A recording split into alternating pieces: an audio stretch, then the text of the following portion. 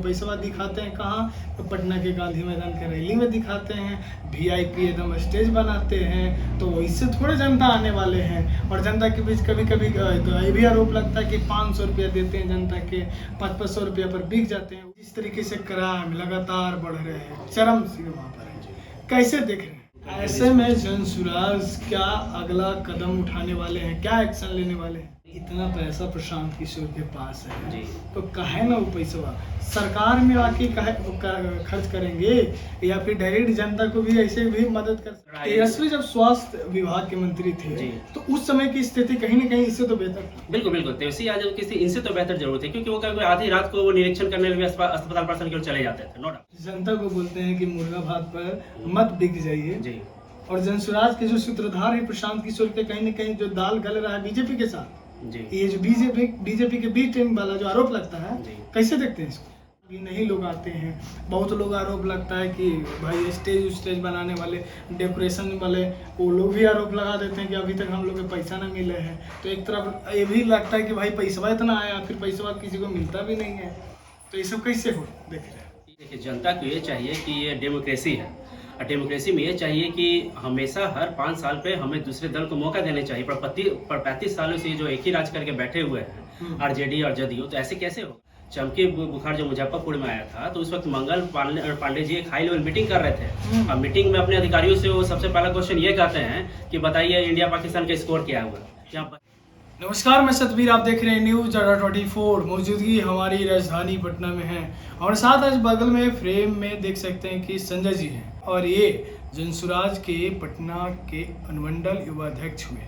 हम इनसे बातें करेंगे तमाम के मुद्दों को लेकर। बिहार में जिस तरीके से क्राइम बढ़ रहा है, लगातार कहते हैं कि सुशासन बाबू की सरकार है तो सुशासन कहीं तो दिखता नहीं है। ऐसे मुद्दा हमेशा लगातार ये लोग उठाते रहते हैं, विपक्ष के तमाम लोग, और ऐसे भी जनता दिख रहा है जनता में कि सुशासन कहाँ है बिहार सरकार के प्रशासन, क्या कर रहे हैं? लगातार दिन प्रतिदिन घटना हो रहे हैं। मुजफ्फरपुर में हाल ही में एक घटना हुआ है, उस घटना को लेकर हम बातें करेंगे संजय जी से। कैसे देख रहे हैं? स्वागत है सबसे पहले। जी नमस्कार आपको और आपके चैनल के माध्यम से दर्शकों को मेरा अर्पण। बिहार में जिस तरीके से क्राइम लगातार बढ़ रहे हैं, चरम सीमा पर है, कैसे देख रहे हैं? देखिए, मेरे तो यही कहना है कि नीतीश कुमार के द्वारा अब ये बिहार नहीं संभाल रहा है। In one word I would like to say that, क्योंकि दिनों दिन क्राइम रेट बिहार का इतना ज़्यादा बढ़ गया है कि जिसका कोई हिसाब नहीं है। अभी ताज़ा हाल आप मुजफ्फरपुर बालिका कांड का देख लीजिए, वहाँ के प्रशासन की लापरवाही के कारण मुजफ्फरपुर प्रशासन का ये जो अस्पताल प्रशासन हुआ और पटना पीएमसी प्रशासन की लापरवाही के कारण ये एक हत्या है। इसे हम ये नहीं पाएंगे कि दुर्घटना, ये हत्या किया गया है प्रशासन की लापरवाही के कारण। इसे मैं हत्या मानूंगा। जी हाँ, जो 6 घंटे एम्बुलेंस के बाद उस बच्ची को रखा गया, उसे अगर सही वक्त पे इलाज मिल जाता तो आज वो बच्ची जिंदा रहती। सिर्फ पीएमसी की लापरवाही के कारण ये हुआ है। तो मैं मांग करूंगा कि मंगल पांडे जी को इस्तीफा देना चाहिए। जदयू के जो सारे मंत्री हैं सभी को इस्तीफा देना चाहिए। वो इस लायक नहीं रहे कि अब इस बिहार को संभाल सके। मतलब कहीं ना कहीं जो डर तो एकदम नहीं है, पहले शासन प्रशासन का था। आप देखिए तो अब डॉक्टरों का भी बहुत ज़बरदस्त अत्याचार कर रहे हैं लोगों के प्रति। तो ये तो बड़े अच्छे घरों वालों के हैं, उनके साथ भी ऐसा हो रहा है, गरीब का तो हो ही रहा है। तो क्या लगता है आप स्वास्थ्य की स्थिति जो बिहार में है एकदम बदतर हो गए हैं, नहीं चलने वाले हैं मंगल पांडे से? बिल्कुल बिल्कुल। अब पिछला बार ही देख लिए, इस बार का तो मैंने आपको मुजफ्फरपुर कांड के बारे में बता दिया। पिछला बार जब चमकी बुखार आया था मुजफ्फरपुर की घटना में आपको याद दिला देना चाहता हूँ। चमकी बुखार जो मुजफ्फरपुर में आया था तो उस वक्त मंगल पांडे जी एक हाई लेवल मीटिंग कर रहे थे। अब मीटिंग में अपने अधिकारियों से वो सबसे पहला क्वेश्चन ये कहते हैं कि बताइए इंडिया पाकिस्तान का स्कोर क्या हुआ। यहाँ बच्चे मर रहे हैं मुजफ्फरपुर में, वो उनका क्रिकेट का स्कोर जानना था। ये हाल है हमारे बिहार के नेताओं का। उन्हें बच्चे के मरने की चिंता नहीं है, उनके क्रिकेट के स्कोर जानना था। ये हाल चल रहा है। तेजस्वी जब स्वास्थ्य विभाग के मंत्री थे तो उस समय की स्थिति कहीं ना कहीं इससे तो बेहतर थी। बिल्कुल बिल्कुल, तेजस्वी आज किसी इनसे तो बेहतर जरूर थे, क्योंकि वो कभी आधी रात को वो निरीक्षण करने लगे अस्पताल प्रशासन की ओर चले जाते थे। नो डाउट, बट इनके में तो ये तो लगता है सिर्फ चादर तान के मंडल पांगे सोए हुए हैं, घी पी के सोए हुए हैं, उनको कोई मतलब ही नहीं, सिर्फ अपना रैकेट चला रहे हैं। मेडिकल रैकेट इनका एक अलग चलता है। जी बिल्कुल, वो उनका उनसे कोई भी लेवल में नहीं है कि वो ये मंत्रालय को संभाल सके। I don't think he is able to any more to ऐसे में जनसुराज क्या अगला कदम उठाने वाले हैं, क्या एक्शन लेने वाले हैं? देखिए, हमारी पार्टी ने अभी सोचा है कि इस घटना को हम लोग अभी आराम से नहीं रहने देंगे, इस मुद्दा को अभी और ऊपर तक लेके जाना है। और हम लोग पूरा मांग कर रहे हैं कि जदयू इस्तीफा दे, जदयू के सारे मंत्री इस्तीफा दें, नीतीश कुमार इस्तीफा दें, मंगल पांडे इस्तीफा दें। क्योंकि इस तरह से घटना जो है, ये तो जंगल राज वो पहले आरजेडी को कहते थे, उनसे महा जंगल राज तो ये अफसर राज हो गया है, जो अफसर किसी का, अफसर से लेकर प्यून तक कोई किसी का नहीं सुनता है यहाँ। तो कैसे सरकार चले? गरीब किसके भरोसे आखिर जिंदा रहेगा? जब कोई जनता वहाँ पे जा रही है, गरीब और दलित बच्चे के साथ ऐसा हुआ, तो सोचिए गरीब आदमी जाएगा कहाँ? तो ऐसे में बिहार के लोग कहाँ जाएंगे? अब राजद को तो देख ही लिए हैं, अभी वर्तमान में एनडीए के सरकार देख ही रहे हैं, तो अभी वर्तमान में अभी सरकार तो जदयू का ही है, एनडीए का है। तो ऐसे में क्या लगता है, इनसे भी संभल नहीं रहा है कुर्सी, तो जनता क्या करेगी? जनता का क्या कदम होना चाहिए? देखिए, जनता को ये चाहिए कि ये डेमोक्रेसी है, और डेमोक्रेसी में ये चाहिए कि हमेशा हर 5 साल पे हमें दूसरे दल को मौका देने चाहिए। पर 35 सालों से जो एक ही राज करके बैठे हुए हैं आरजेडी और जदयू, तो ऐसे कैसे होगा? हमें तो परिवर्तन चाहिए ना, और परिवर्तन ही संसार का नियम है। जब रोटी हम लोग पकाते हैं तो रोटी को भी पलटना पड़ता है। रोटी अगर एक ही साइड पका कर तो जल जाएगा, तो रोटी और सत्ता भी एक ही है। सत्ता को कंटिन्यू एक ही हाथ में रखिएगा तो सत्ता बेलगाम हो जाएगी, नहीं तानाशाह हो जाएगी, जो कि आज हो चुकी है।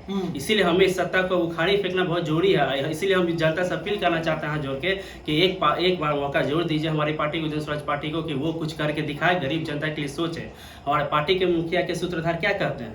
वो ये तो यही कहते हैं कि आप अपने बच्चों का चेहरा देख के वोट दीजिए। आप ये नहीं देखिए कि कौन बैठा, आप बच्चों का चेहरा देख के वोट दीजिए कि वो क्या कर रहे हैं। ये मत देखिए मुर्गा भात पे आप लोग मत बिक जाइए, उनका चेहरा देख के दीजिए। एक बार अपने बच्चों का चेहरा देख के आप लोग जाइए वोट कीजिए। जनता को बोलते हैं कि मुर्गा भात पर मत बिक जाइए जी। और जनसुराज के जो सूत्रधार है प्रशांत किशोर के, कहीं न कहीं जो दाल गल रहा है बीजेपी के साथ जी, ये जो बीजेपी के बी टीम वाला जो आरोप लगता है, कैसे देखते हैं इसको? देखिए, ये आरोप प्रत्यारोप का दौर तो चलता ही रहता है, इसमें कोई शंका की बात नहीं है। पर इसे अगर आप कह रहे हैं कि ये बी टीम है, तो इसके लिए तो प्रमाण चाहिए। प्रमाण कोई हमें दे दे, कोई ऐसा कोई पार्टी है जो प्रमाण दे दे तो मैं मान लूँ। आई डोंट थिंक कि वो बीजेपी की बी टीम है, मैं इसे एग्री नहीं करता। ये सरासर हमारे पार्टी के सूत्रधार पर बहुत बड़ा इल्जाम है और मैं इसे जस्टिफाई नहीं करता। अगर ऐसा होता है तो ऐसा होने का मतलब बोला ना, प्रमाण चाहिए। प्रत्यक्ष को प्रमाण की क्या जरूरत है? प्रमाण दीजिए तो मैं मानूंगा। ऐसे में कैसे कह दूँ कि यही है?